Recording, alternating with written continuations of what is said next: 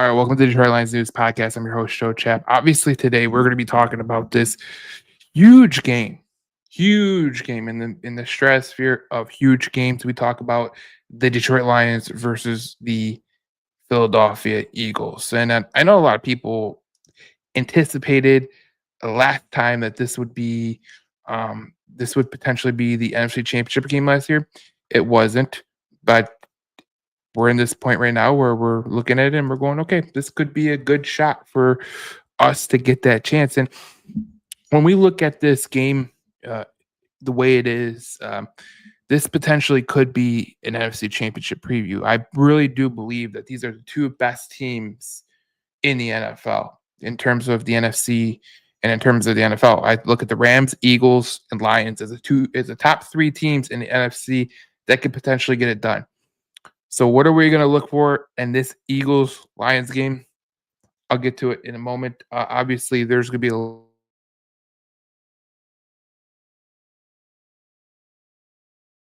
a lot of six, and if you usually I have a good portion of the statistics ready to go. For some reason, the internet just buzzed out for a minute, but we're back. But I really do hone in on statistics. I do make sure that I have all my ducks covered in a row. And when you look at these two teams, they're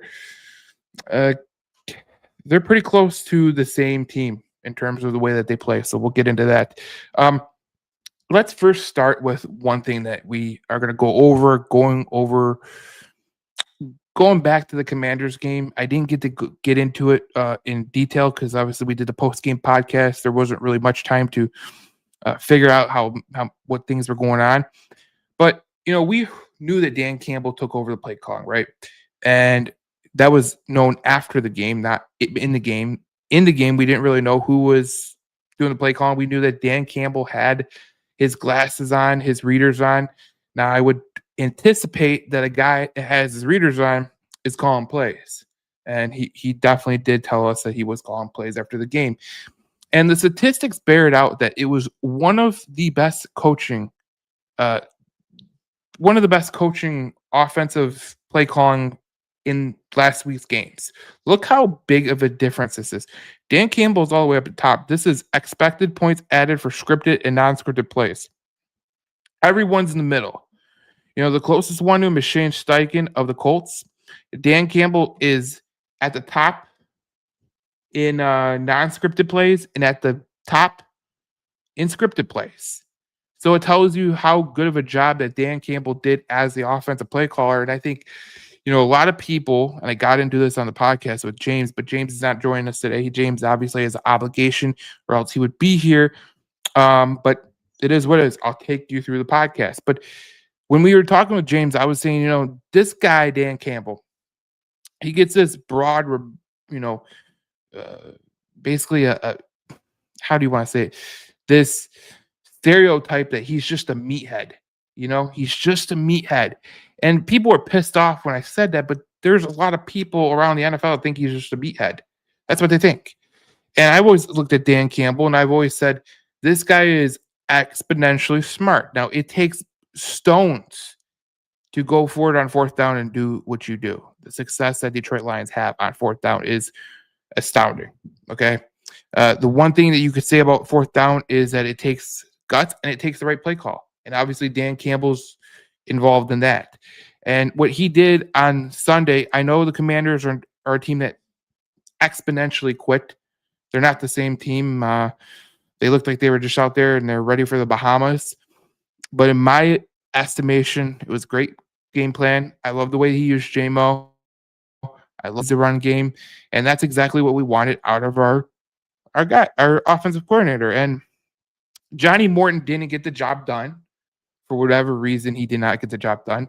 Here's Johnny Morton on what he's going to do now that he's got his play calling stripped away. The play calling, can you just walk us through how that went for you? I know that was important for you to be a play caller, getting a second shot. So what did when he took it from you? How did you? Yeah, I mean, I'm not going to say exactly how it went down because that's private, but I fully support it. Listen, man, I've been doing this for a while. I've been with head coaches that are offensive guys, play callers. So I'm used to that. I feel very prideful of the things that I was doing. There's some things that I got to learn, no doubt, just like everybody else. But listen, I want to do whatever it takes to win. I mean, as soon as you said, I'm like, all right, let's go. What do we got to do? That's the way I've always been in this business. I've been cut 6 times. I've been fired. Man, you just march on, okay? Because it's always about the team. It always is. It ain't about me, goals and this and that. No, the ultimate goal is to win the Super Bowl. So I didn't even blink twice. So you heard Johnny Morton there, and I think what you got to take away from what Johnny Morton was saying was, look, he's going to do what is better for the team. And if that means he has to take a step back and let Dan Campbell call plays, he's used to this. He was the passing game coordinator for the Broncos last year. The Broncos were a pretty damn good passing offense. So you know that he has some moxie there. But the day-to-day operations still is what he does. And game day operations is what Dan Campbell does. And sometimes, we went through it with Jim Caldwell. Sometimes you're a great head coach from Monday till Saturday. And then you get to Sunday and you're not the same coach. It doesn't mean that you're a bad coach. It does not mean you're a bad coach. It just means that you're not meant for Sundays. And Dan Campbell is a guy who's meant for Sundays. So that's what I look at there. And with Dan Campbell calling the plays, it's going to be very, very interesting the way that he calls plays because he is a more aggressive guy. We all know that. Here's Amon-Ra St. Brown on, this is from Eric Woodyard of ESPN about the Johnny Morton thing. He's been in coaching this league for a long, long time. He's seen a lot of things. So, I mean, being in there, you wouldn't even realize that coach is calling the plays until you look to the sideline and you see coach calling it. But he's been the same dude.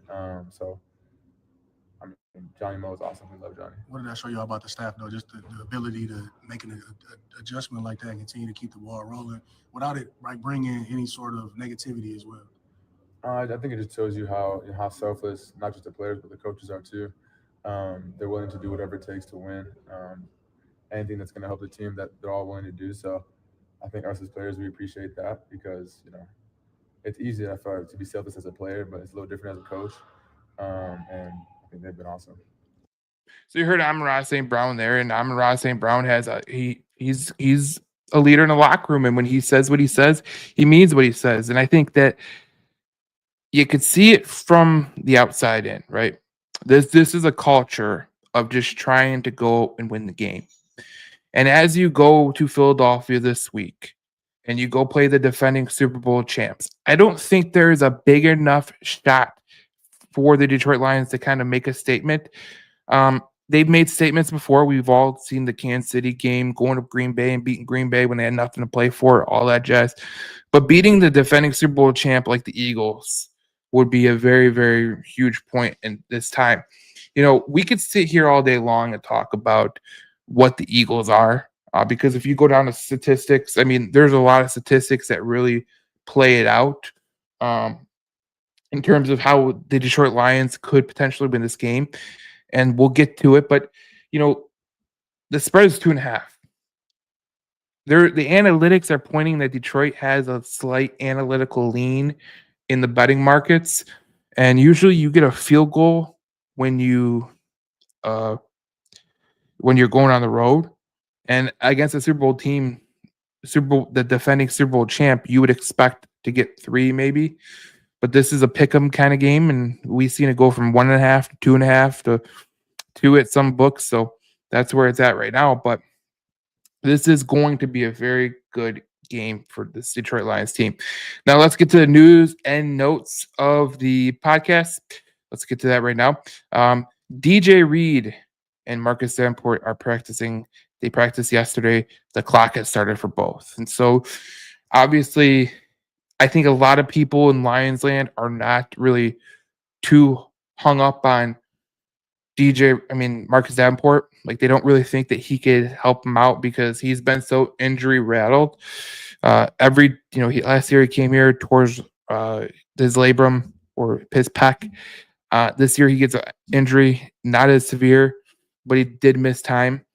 So, look, if we could just get something out of Marcus Davenport, that would be useful. So I'm gonna take all, you know, guys coming back like Josh Pascal. I don't know what to expect from Pascal, to be honest. I really don't know what to expect, but I know he can help the team in some sort of way. And when I look at this defensive line, I think they're stacked up the middle in the defensive tackle room. Defensive end, that has to play itself out. Obviously, you would have loved to see Brad Holmes go out and get someone in the trade market. Obviously, that did not happen for whatever reason. Obviously, we know that Jalen Phillips, who was from the Dolphins, got traded to the Eagles, so you'll get to see him. But this is a room that could potentially be good. And look, Hutchinson's having a great year, and then you got Al-Qadim Muhammad, who's having a fantastic year in terms of pass rush win rate, pressures, sacks. He's been really, really good. So don't dismiss him, but just you want some more depth in that defensive end room, and that's basically what it comes down to. So hopefully Marcus Davenport could be good in a depth role. I think that would be the best thing for Marcus Davenport. But at this point in time, that's all you need. I mean, you're not going to get no big trade of like Max Crosby or Trey Hendrickson. That's not going to happen. So obviously, the trade deadline's over. So this is your team, and this is where you're going to go. And the only players that you can get right now are the players that are coming back off injury. And you're hoping that they could just make it 10, 12 games, and that'd be good. That'd be good for us, especially if they come back later in the year. Jahmyr Gibbs wins Offensive Player of the Week, and this guy, I gotta tell you, he is such a talent, man. Jahmyr Gibbs could be a huge, huge part of this game. And when you saw what he did last week in terms of what he was able to do, absolutely fantastic. What a great game. And obviously we knew the Commanders are not this stingy defense. And obviously we know after the injury to Jaden Daniels, they would not be the same. I don't think there was the same want factor, but you got to hand to him. So this is going to be the real test against the Eagles. And there's going to be a lot of tests. Last but not least, Tate Ratledge. This is another guy who's having a great year. Lowest pressure rates allowed by rookie offensive linemen in Week 10. Tate Ratledge had 0%. And I want to point to number 4, Josh Connerly Jr. of the Commanders. He had a great game against Aiden Hutchinson. That was fantastic what he was able to do against Aiden Hutchinson. So you've seen 2 of the best offensive linemen that are rookies play in that game, but Tate Ratledge for a second straight week is number 1, and he's getting better game by game by game. So let's turn our attention to this Detroit Lions and this Eagles game, because I think this is the most important part. Now, when we look at the Eagles and we look at the Detroit Lions, the Lions enter this matchup as one of the most balanced teams in terms of the NFL. They're at 385 yards per game. That's 6th in the NFL. 236 passing yards. That's 10th in the NFL. 136 rushing yards. They're 6th in the NFL. 31.4 points per game. That's 2nd in the NFL. The defense is 7th in yards allowed, 12th against the pass, 8th against the runs, and 7th on third down. Now, the Eagles are less consistent when we talk about this. They're 318 yards per game, 24th in the NFL. Passing is 25th in the NFL. Rushing is 21st in the NFL. And their scoring is 12th in the NFL. So there's a key difference. Now, I'll put the stats up here. And then their defense, they're 17th overall. I don't know why it says 18th. They're 19th against the run, 14th against the pass, and they're 26th on third down. So where this game could really shape up, in my opinion, when you look at these 2 teams, especially the Detroit Lions offense versus the Philadelphia Eagles defense, the Detroit Lions offense on third down is 21st in the NFL. The Eagles defense is 26th in the NFL. So what is going to give on third down? And I think if we're going to look at any portion of this game that is going to actually matter, it's going to be third down. Like you just saw it. They are exponentially good on third down. They're not good on third down. The Detroit Lions offense has been hit or miss on third down. So that's what you get. But look, it is absolutely insane what they're able to do. And their red zone defense for the Eagles is really good too. They're fourth in the NFL. So you better capitalize when you can capitalize. And I think where this game is really going to hone in, and if you're a Lions fan, if you're an Eagles fan, I know there's going to be a couple Eagles fans that are going to be listening to this podcast or be watching this podcast on YouTube. Where this game is really going to boil down to, and I think this is the most important part, is you look at the two teams and they're considerably the same. I think AJ Brown and Devontae Smith could present a problem. Now, AJ Brown has not been good at all this year.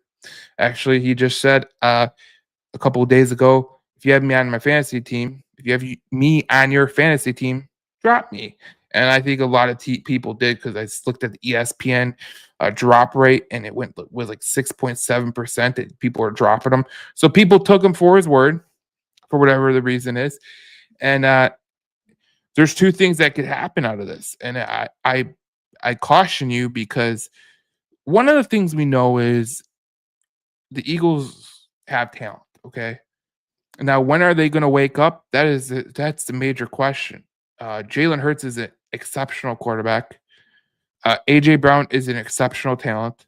Saquon Barkley is an exceptional player. And before the year, I ranked the quarterbacks and I said, okay, you're going to have to go against Jalen Hurts. You're going to have to go against Mayfield. You're going to have to go against Burrow. You didn't go against Burrow or Daniels, but you won. You're 2-1 against two of those guys. And now you got Jalen Hurts. But you got to go against the best running back in the NFL, in my opinion, Saquon Barkley. This is you got to play some of the top backs. You played Josh Jacobs already. You played Derrick Henry already. You will play Saquon. You will play Kyren Williams. And that is a pretty good, running back trio that you're going to have to go through. So I look at this game, and it's gonna boil down to two things: third down and capitalizing on your chances when you get the chance in the red zone. And we know that the Eagles' red zone defense is fourth in the NFL. Detroit's is 25th. Detroit's defense is going against the best red zone offense in the NFL. So again, capitalize on your chances is the biggest portion of this whole thing. Like, we're going to go through the key advantages. We're going to go through all of it. But right here, right now, third down is going to be the major sticking point. It's going to be a huge sticking point in terms of how this game goes, where it goes, and how does it go. That's the major thing. So we look at these two teams on, like, the Lions on offense. Like I said, this is going to be a crucial game. It just is. But neither one of these teams give away the football. So their possessions will be at a premium. And this is going to be a really good game, in my opinion. So let's get to the offense and the defense. Let me put it up here. Let's get to the Lions offense versus Eagles defense. So obviously, if you look at Jared Goff, his he's thrown for 2,200 yards this year, 20 touchdowns, 3 interceptions, 117.7 rating.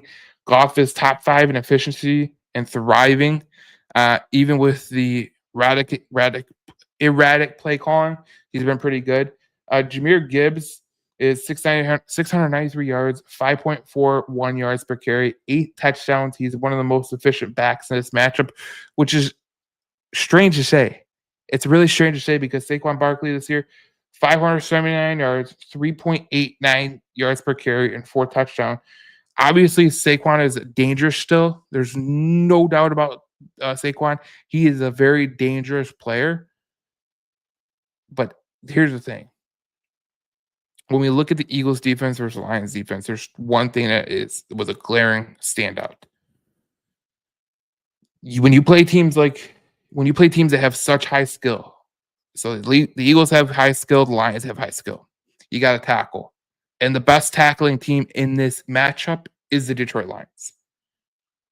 They're number 1 in their non-missed tackle rate. So I think it's 8.5. So that is what it is. And when you look at these two teams, they're ironically similar on offense. They both have a good offensive line. We do not know the status of the guy, their tackle. I'm trying to look on the injury report. If he practiced today, that would be pretty good. But let's see if he practiced today. So this was the injury report for Philadelphia. Cam Jurgens' knee was limited.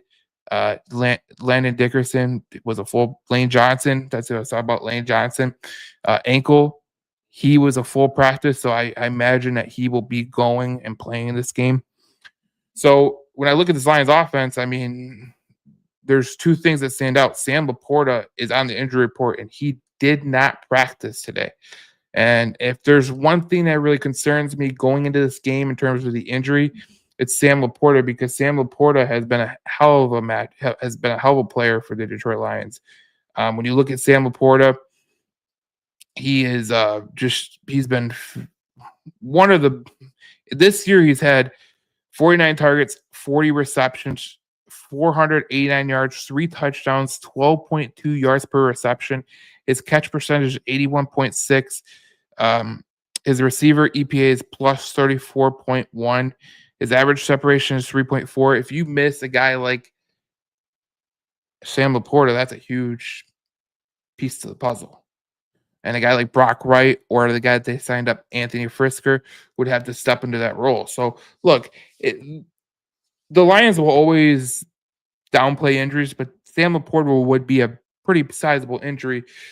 You're hoping that this is just maintenance, and we'll know more tomorrow as the Friday injury report comes out. But that could be a huge piece right there. And when you look at these two teams in the matchup metrics, the Lions passing offense versus the Eagles pass defense, Detroit holds a major advantage. The play action, Lions are number 2. The Eagles are number 30 in the NFL. The Lions passing offense ranks number 1 in short game, number 1 in intermediate, number 1 in quick passing, and number 2 in overall efficiency. Now, the thing you got to know about Philadelphia, I'll give you this statistic, and you got to take it verbatim. Philly allows 10 yards per reception on play action. Now, one of the things that Jared Goff does really, really well is play action. And if Jahmyr Gibbs or Dave Montgomery can get the rushing game going and they start doing the play action, that could be huge, because they allow 17.6 yards per attempt on downfield play action passes. Think about that. They allow 17.6 yards on downfield play action passing attempts. What does that mean? So obviously, you right off the hop, you say a guy like Jameson Williams is going to have a fun day. You know, we talk about the corners that they have: Quinyon Mitchell, Cooper DeJean, guys like that. But they haven't been good this year. For whatever reason, Vic Fangio is obviously a great defensive coordinator, but the statistics are the statistics. And Detroit's passing game is the number 1 mismatch this week. Detroit's passing offense is a mismatch towards the Eagles' defense. It just is. Now, if you're looking for the Lions' run game versus the Eagles' run defense, inside runs, Detroit is number 2. Philly is number 19. Shotgun runs, Detroit is number 8. Philly is number 27. Red zone rushing, Detroit's number 10. And the Eagles are number 29. Obviously, this week, Tate Ratledge, who is one of the best in week 10, he is going to have a hell of a matchup with Jalen Carter. But if you look at the statistics, Jalen Carter has been he's been outside a majority of the time.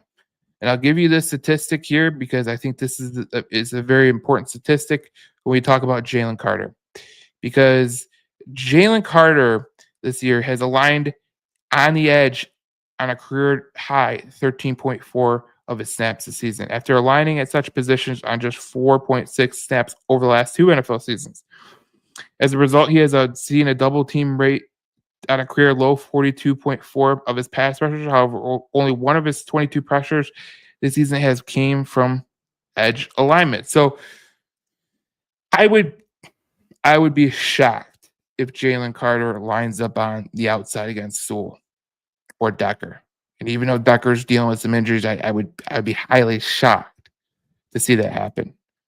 But that is what it is. So when we look at this team, the Eagles, they have a very good team.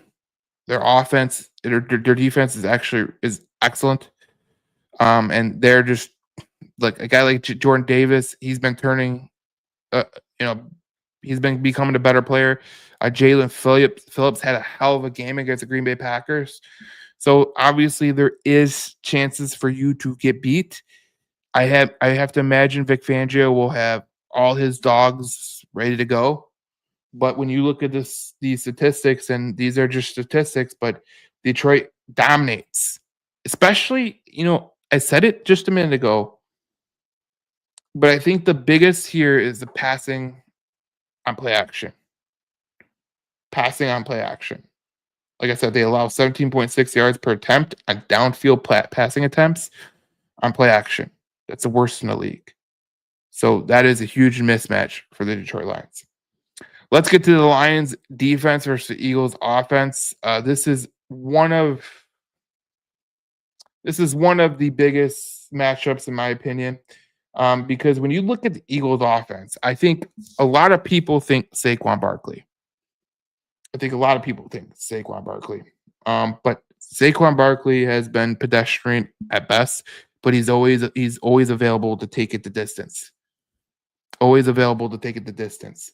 The Eagles offense is their deep passing ranks number 3.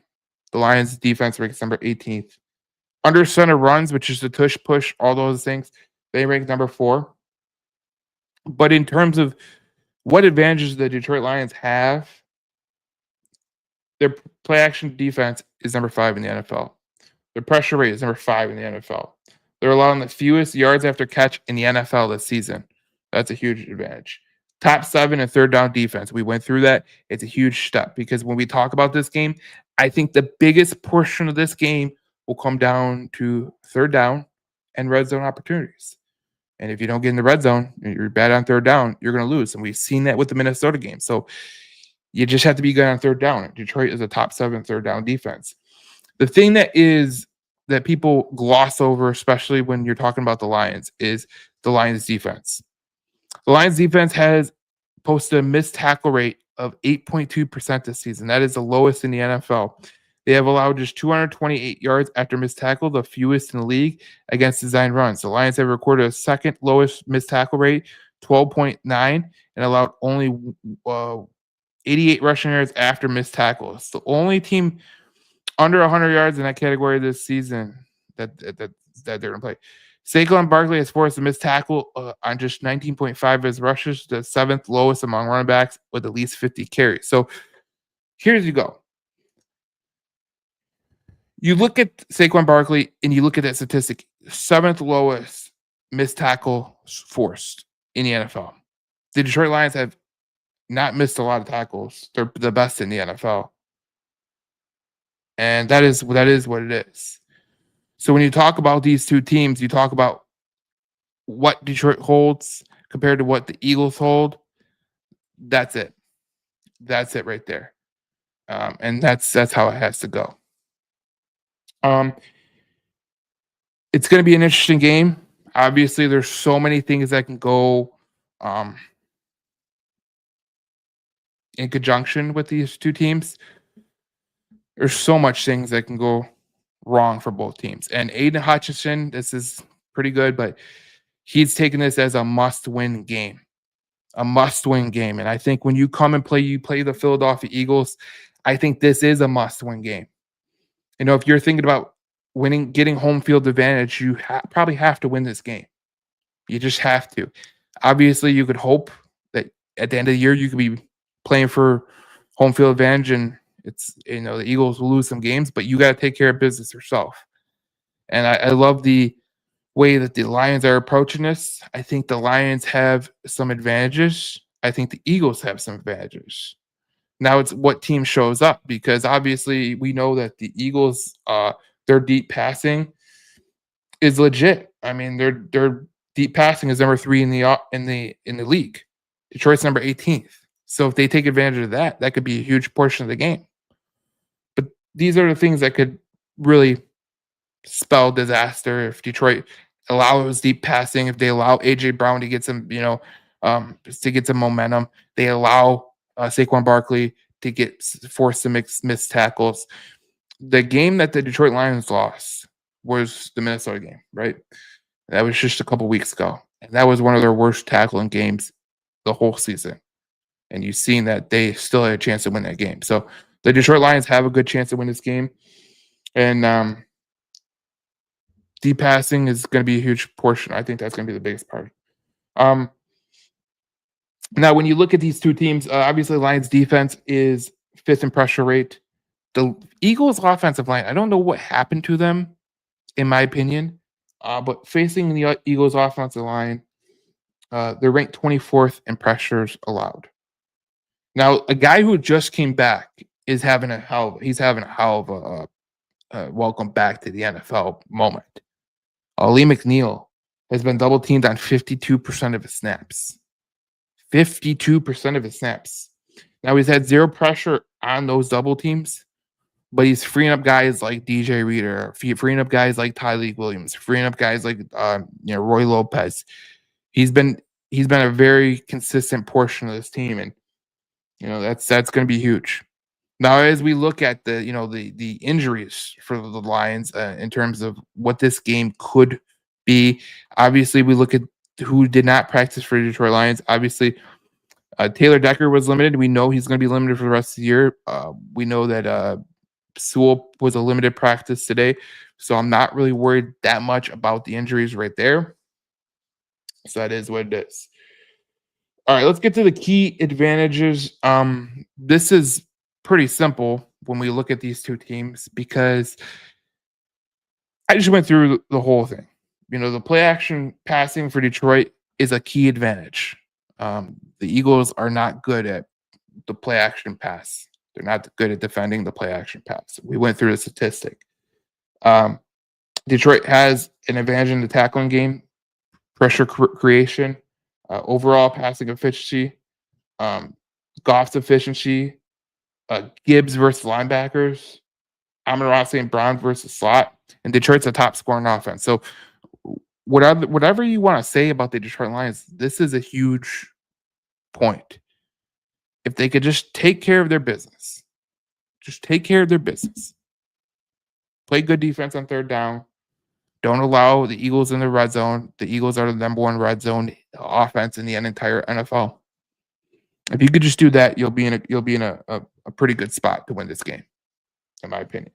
Now, the Eagles' 5 advantages that I wrote down was their deep passing, their under the center rushing, scramble ability from Hurts, the Devontae Smith vertical threat, and their edge could be an advantage, but I think that Sewell and Decker will play.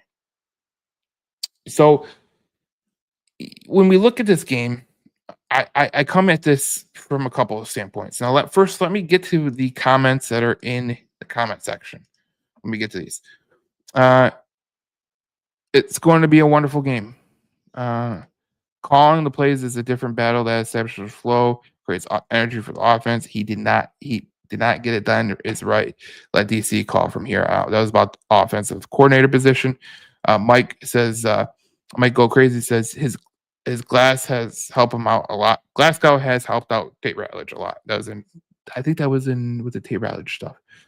So, all right, let's get to the game preview. Obviously, I have a couple paths to victory for the Detroit Lions, and I think this is the most. I think there's a couple that I have that could be huge, and I will hit on both the Eagles and the Lions. So, how are the Lions going to win this game?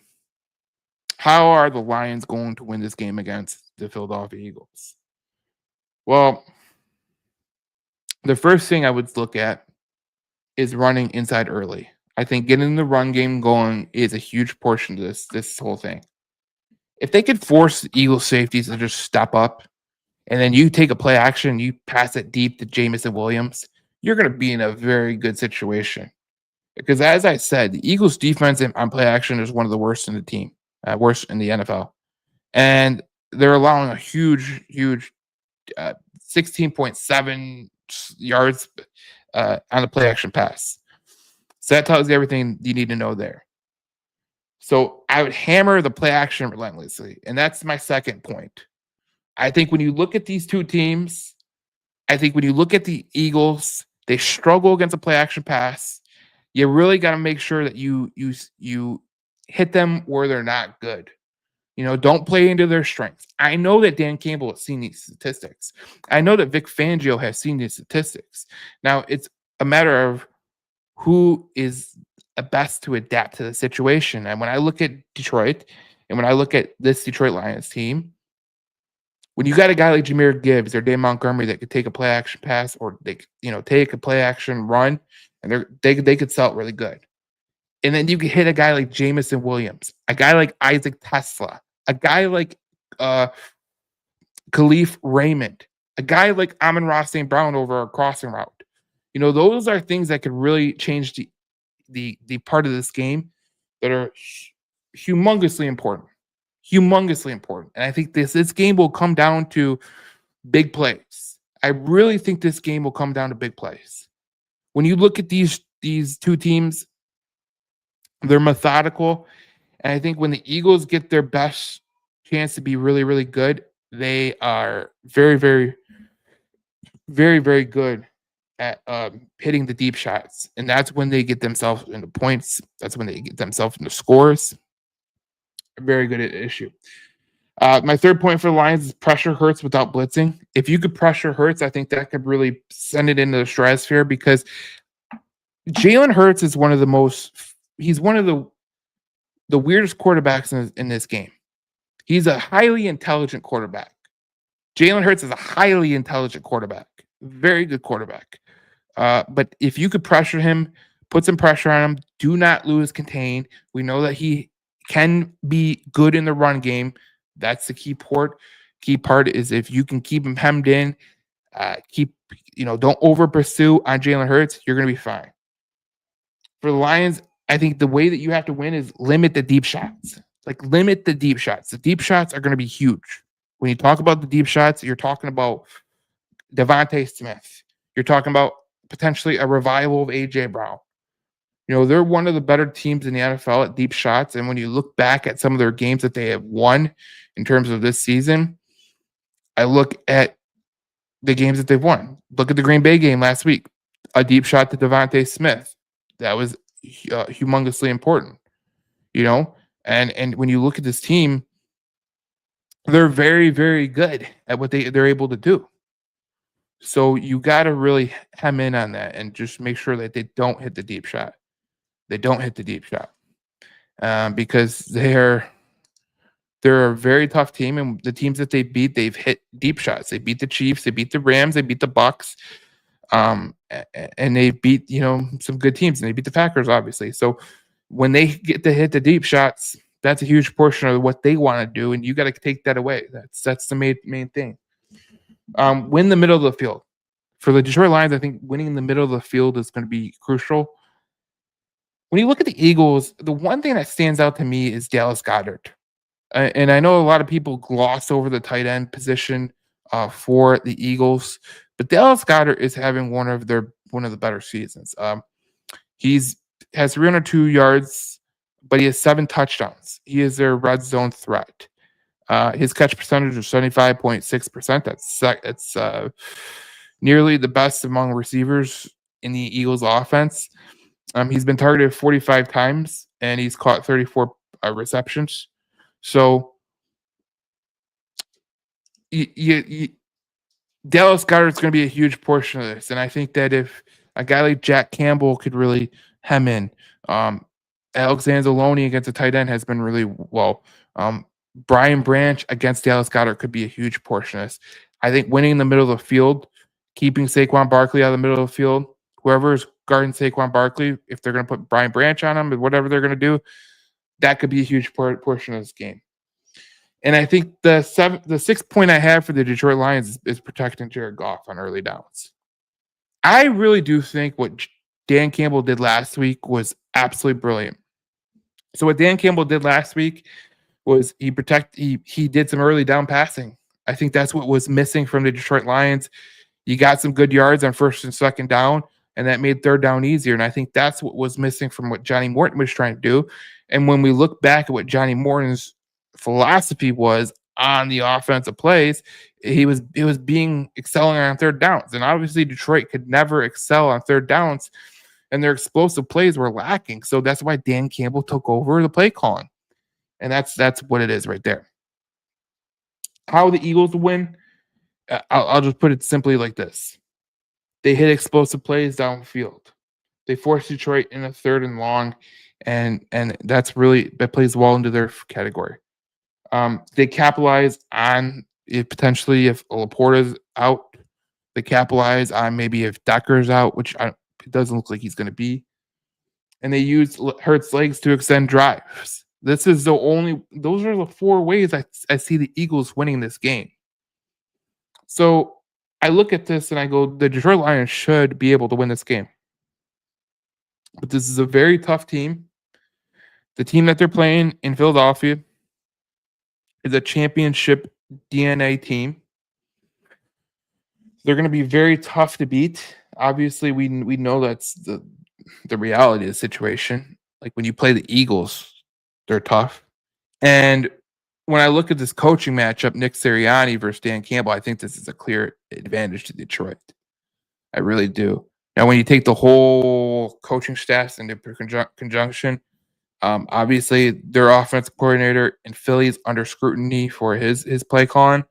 Vic Fangio is a legend in the NFL. His defenses have been fantastic for years. And you look at what Calvin Shepard's done with the Lions defense, and it's been very, very good.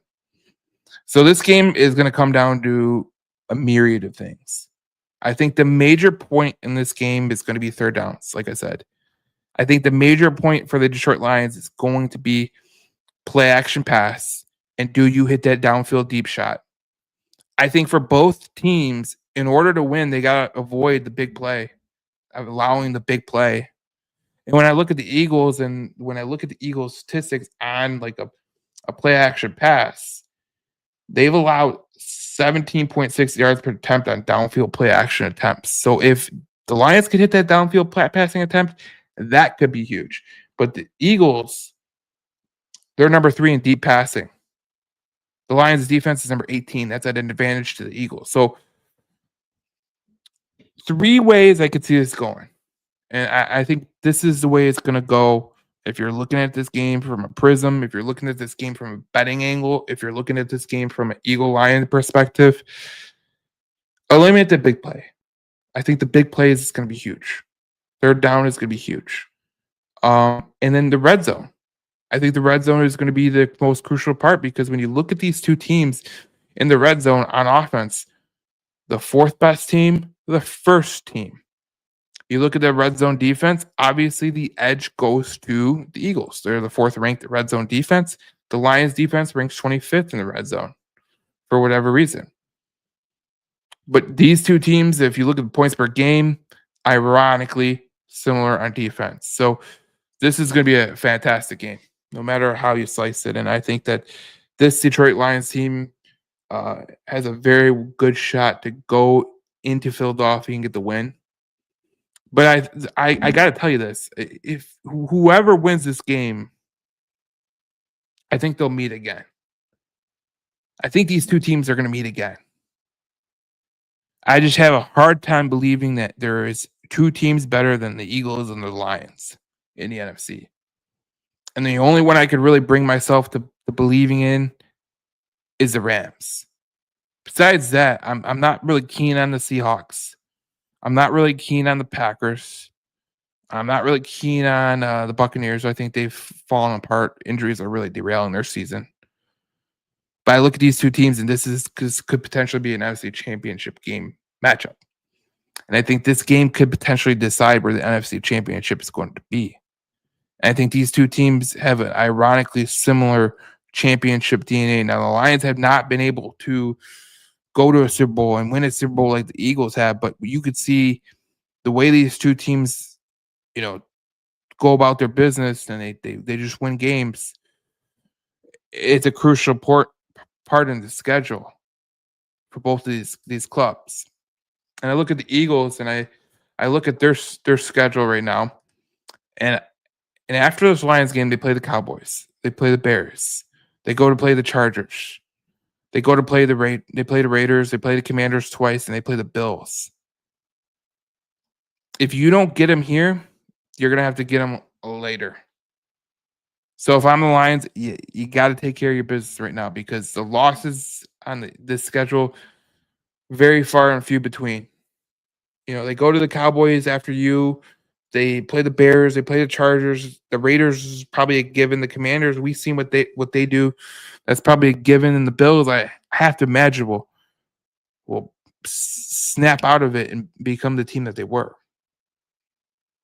But this is the most important game for the Detroit Lions. And this is the most important game for the Philadelphia Eagles.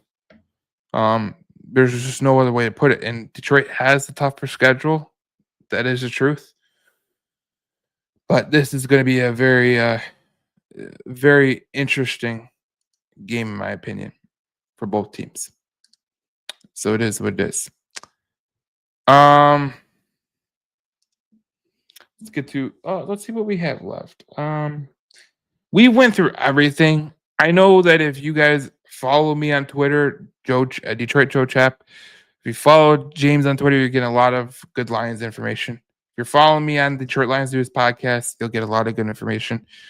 We will have a new YouTube channel set up for the podcast. The old one got deleted for whatever reason. But we will see you in the next podcast, which is the game post-game podcast. Win or lose, we'll be here probably within within the 10 minutes after the game. We'll do a quick post-game podcast and get it out to you guys for Monday. That is where we're at.